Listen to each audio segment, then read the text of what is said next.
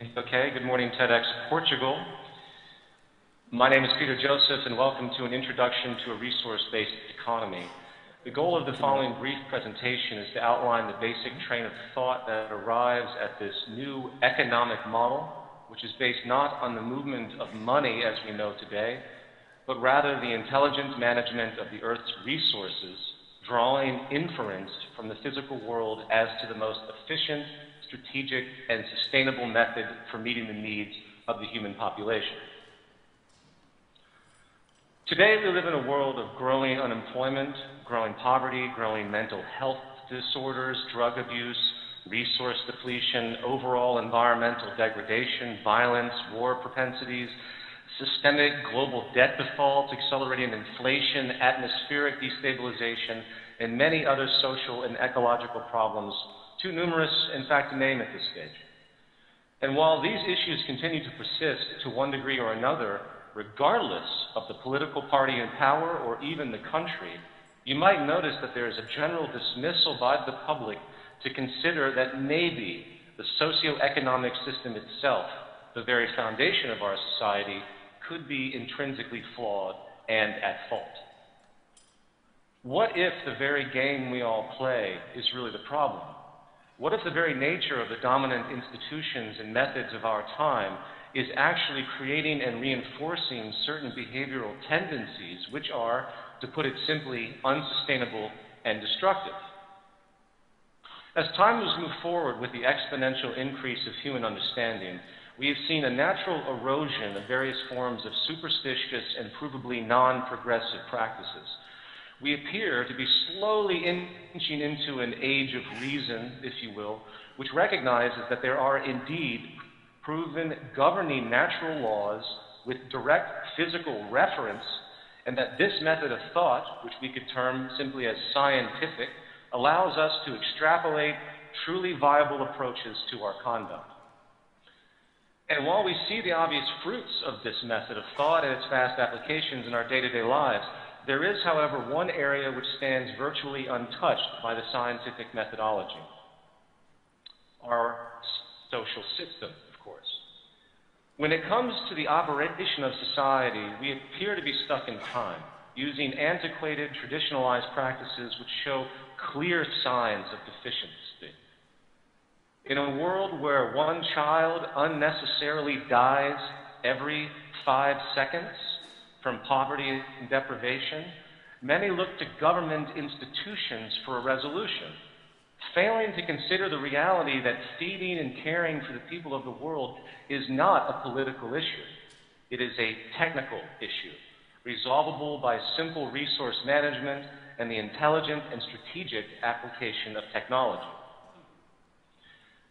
Similar to politics, we also have these things we call corporations, which are able to claim ownership of the precious, finite natural resources of this planet, many of which, of course, we all need to survive. And they utilize those resources for the betterment, really, of an isolated group through a self-interest-based system we, of course, call free market exchange. In fact, when it comes down to it, the message of this free market is quite clear. Either you submit to this game of differential advantage and self-interest, or you simply do not deserve the right to live. It appears you must earn your right to life on this planet, if you will, which, to a critical mind, reveals a clear bias to perpetuate one group or class over another. Yet this social offense really goes unchallenged in society, for it's structurally built in and elusive. And if we couple that issue with a monetary system based explicitly on debt, which, unannounced to most, mathematically guarantees that a subclass of the human population will always be deprived, we begin to see that we live in an advanced variation of feudalism and nothing more. For the record, please understand, it's technically impossible for everyone to have their needs met in the current system. The economic game simply isn't designed to allow everyone to live prosper. It is a win-lose system. regardless of the state of natural world and what we are able to produce and technically accomplish. So, brief points noted. I'd like to take a huge step back, putting aside everything we might have been taught about social constructs, and consider the following question. What are the immutable foundations of human health and prosperity, and construct a system which meets those needs for the entire human population, also understanding that we live, of course, on a finite planet, ensuring the sustainability of our habitat for future generations? To answer this question, we need to first consider the issue of human need or human necessity itself. Across the entire human species, there are basic evolutionarily programmed needs which virtually all human beings share. If we do not get proper nutrition, food, air, and water, we'll cease to exist over time, obviously. If we're exposed to substances which are chemically toxic to our biology, we will likely get very sick. If we suffer a serious vitamin deficiency as a child, there is a predictable detrimental outcome for personal health, such as stunted growth or immunity problems. But as the human sciences have progressed, we find that human needs do not stop at this basic, commonly observed level. Humans have been found to be, in fact, biopsychosocial organisms, meaning we are intrinsically affected by our environment symbiotically in many subtle and complex ways. For instance, if a mother in the late stages of pregnancy suffers extreme emotional stress, flooding her system with cortisol, a stress hormone, the nervous system of that unborn child could be predictably compromised in a negative way for the rest of his or her life, and nothing can be done to cease that problem. This goes for infancy and early childhood as well. Critical developmental periods where the organism is literally being adapted to the perceived nature of the world they're entering. An impression which has been found to carry over for the entire life of that person in many ways as well. If that critical period is met with negative stress, suffering, and pain, it has been found, of course, that that child's development could evolve into predictable antisocial tendencies, including propensities for addictions and violence in later life. This is a very new science. The point here is that the physical, mental, and emotional health of a person can no longer be considered an isolated affair. If our intent as a society is to produce psychologically and physically healthy human beings, the whole of society must be designed to meet our needs correctly. So, given this basic understanding, how would we go about logically designing a society that actually supports the human species outright, along with, of course, maintaining our environmental stability and sustainability? And this brings us to the concept of a resource-based economy. A resource-based economy is a direct response to these scientific understandings, inferentially derived to calculate how to best meet the spectrum of human needs in the most efficient and sustainable way possible. From there, we are able to arrange a society with very little need for human opinion. If, of course, our collective goal is to simply maximize our sustainability and economic efficiency, the system becomes self-evident, natural. So, there are three initial economic considerations I would like to run down: resource accounting, dynamic equilibrium, and strategic design. As far as resource accounting, we recognize that we live in a virtually closed planetary biosphere with a set of mostly finite resources at our disposal. Given this reality, the logic becomes quite clear that we must account and organize scientifically. Proper economic resource allocation really cannot be made unless we have a clear understanding of what and where it is in a complete, unified global way.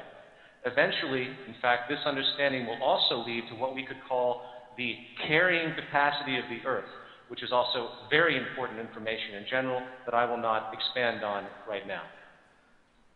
So, this accounting considered. The next step is to track our rates of change and regeneration. Here we have what could be called dynamic equilibrium.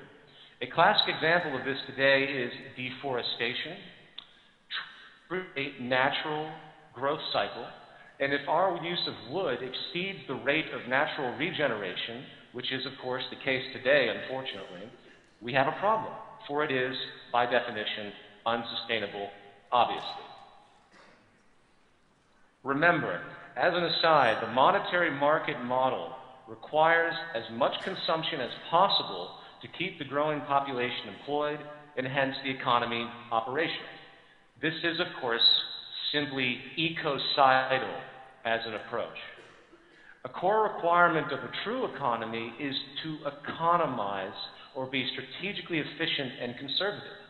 Today, in fact, by all measures, we live in an anti-economy, based erroneously on consumption, not conservation and sustainability. And this brings us now to strategic design. Efficiently meeting human needs on a finite planet in a sustainable way means resource allocation must be optimized strategically. Today, allocation is haphazardly done through arbitrary monetary rationalizations with no regard for the resources themselves and their properties. It is about what can be afforded by the producer and hence the consumer, not what is most efficiently, scientifically, and strategically applicable.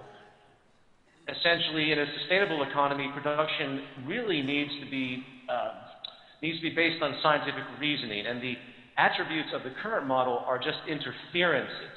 The market system has a cost efficiency-based mechanism which serves only to inhibit intelligent design.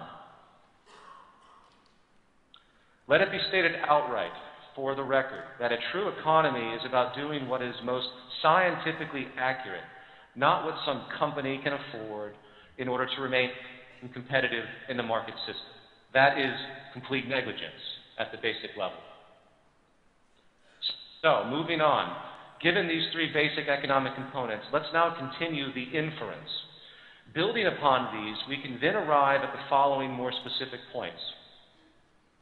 We need to move from a growth to a steady-state economy. Dynamic equilibrium simply cannot be maintained in a growth economy, for constant growth is, well, impossible on a finite planet. 2, we need a collaborative system, not a competitive one. Again, strategic, true design simply cannot be fulfilled when cost efficiency is in play. 3, we need a true planned system.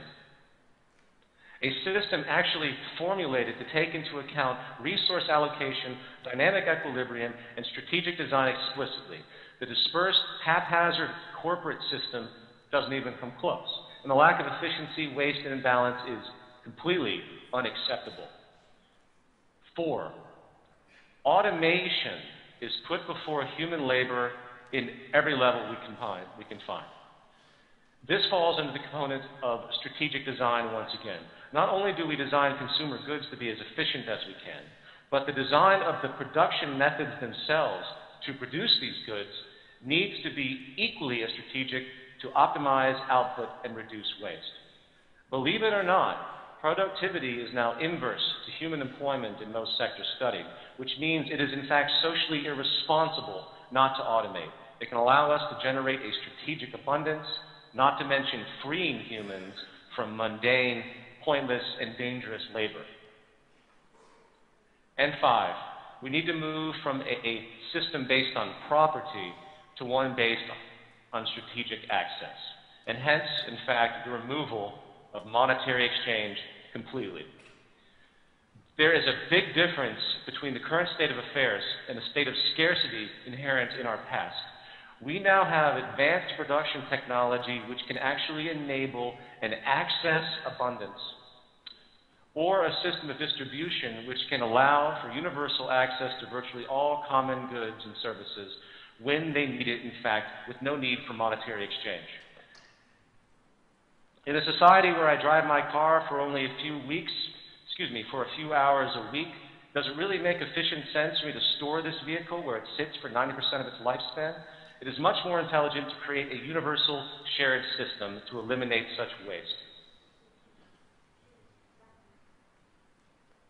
So I'm going to have to move very quickly now due to time restrictions here, but I simply want to point out that we have a conspicuous consumption-based economy which is unsustainable, and we can create a much better system based on efficient strategic access if we are willing to put our mind to it.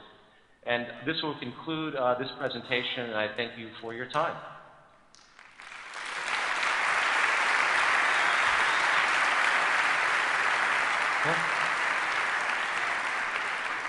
Well, thank you, Peter.